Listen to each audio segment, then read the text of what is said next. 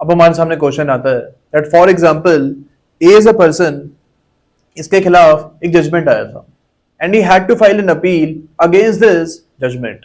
अब यहाँ पे ए डिक्री के लिए अप्लाई करता है। अब हमको एक चीज याद रखनी है that the copy of judgment is given free of cost to both the parties.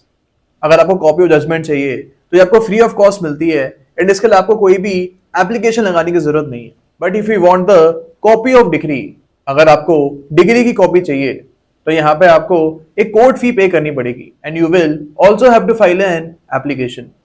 Degree obtain करने के लिए कोर्ट फीस देनी पड़ेगी एंड एप्लीकेशन भी लगानी पड़ेगी।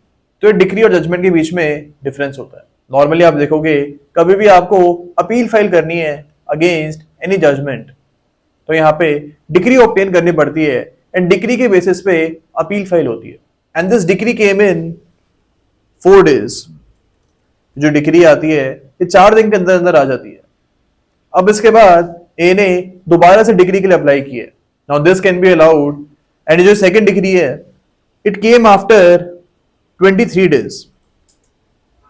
23 days के बाद ये सेकंड डिग्री आती है। अब यहाँ पे हमारे सामने क्वेश्चन आता है that which of the time periods will be excluded in this case।